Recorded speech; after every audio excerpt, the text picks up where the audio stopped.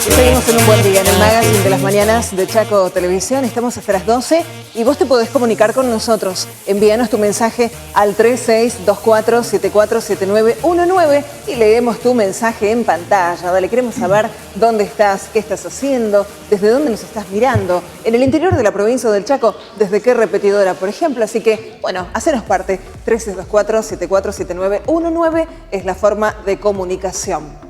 Nunca es tarde, habla. Ese es el spot que se comienza a difundir en esta parte del país y tiene que ver con una oportunidad que ahora te permite la ley.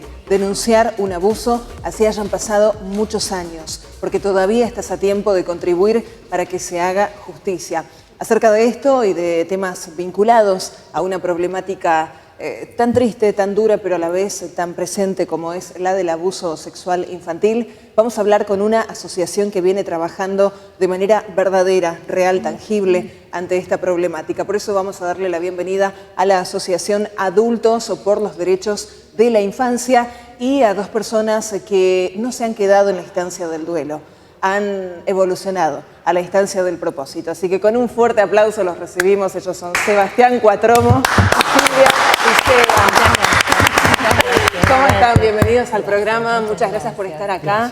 La verdad agradecemos muchísimo que nos permitan conocer sus historias personales y que a su vez podamos contribuir para que otros niños u otras personas adultas puedan atravesar esto de la forma más reparadora posible. Vi un aviso, una gráfica que despertó mi atención en la peatonal de Resistencia y no sabía que un abuso sexual podía obtener justicia luego de muchos años de ocurrido. Cuéntenos sus casos personales.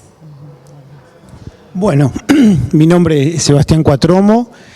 Hoy tengo 40 años y sufrí el delito de abuso sexual infantil a los 13, cuando era un niño alumno del Colegio Marianista en la ciudad de Buenos Aires, un colegio privado confesional católico, y mi agresor fue un docente y religioso de este colegio, y desgraciadamente este mismo delito por parte del mismo agresor lo sufrieron otros niños de la misma edad que yo, que eran compañeros míos.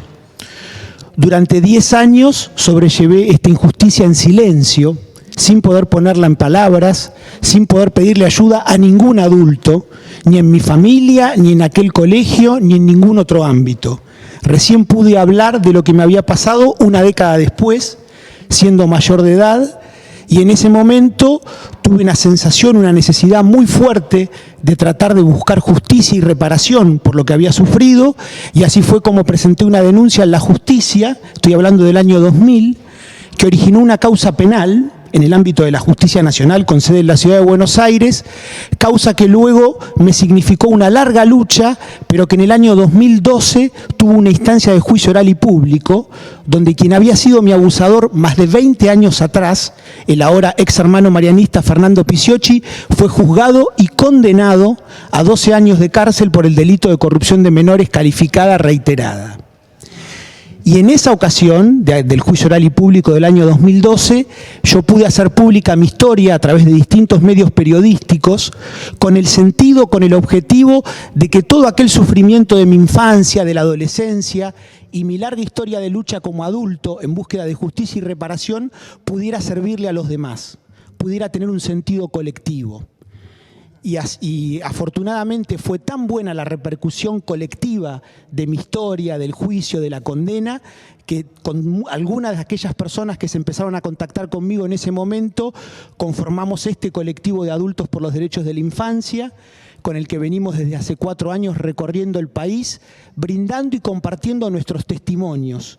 Como decimos nosotros, nuestros testimonios de dolor, de lucha y de esperanza, tratando de que todo esto sirva para hacer visible esta injusticia, para generar una concientización y una sensibilización de la sociedad adulta, que es indispensable, porque si como sociedad adulta no cambiamos nuestras actitudes y nuestra mentalidad con respecto a esta injusticia, no hay modo de ponerle fin a este delito que sufren nada menos que los más vulnerables de nuestra sociedad, que son las niñas, niños y adolescentes. Silvia, ¿cuál fue tu historia? ¿De qué manera te encontraste con estas otras personas tan valiosas que eligieron el camino de la resiliencia?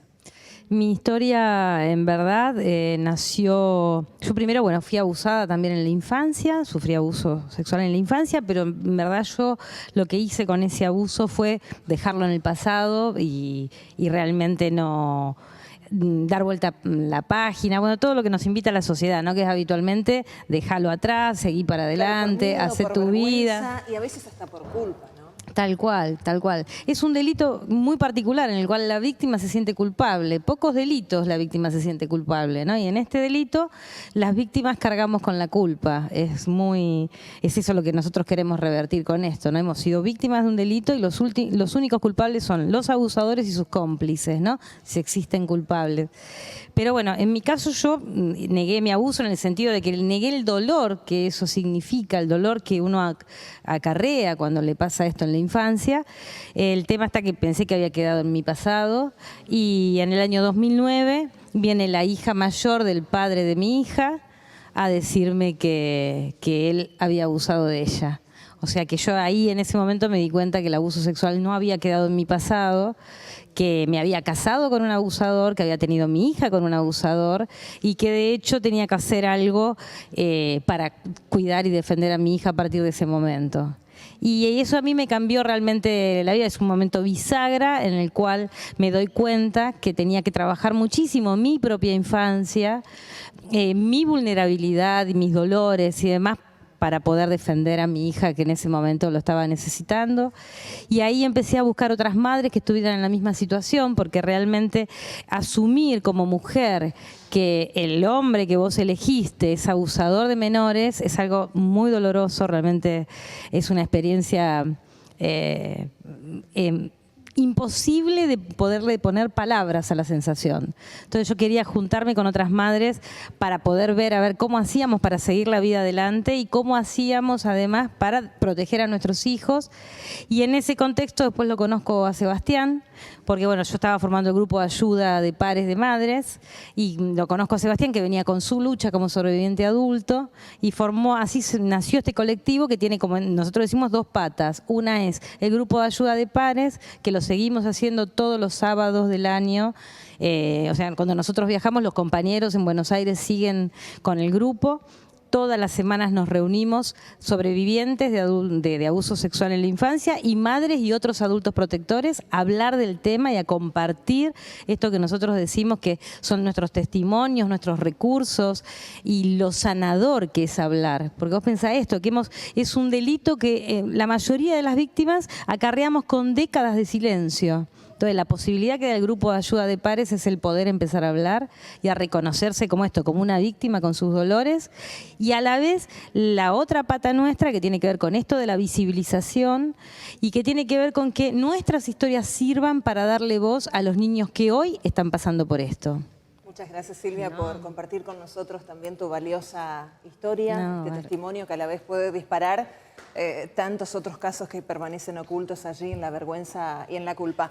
Estamos con Silvia Piceda, estamos con Sebastián Cuatromo. Queremos que se queden un rato más con nosotros porque también queremos que ustedes participen. Pueden enviarnos su mensaje, su inquietud, su duda al 3624-747919 y desde el panel vamos a intentar también contribuir para que se despejen dudas, para que podamos de alguna manera desde la televisión pública ayudar a que otros también hagan público lo que les pasa. Quédense con nosotros, por favor, y vamos a continuar con este tema.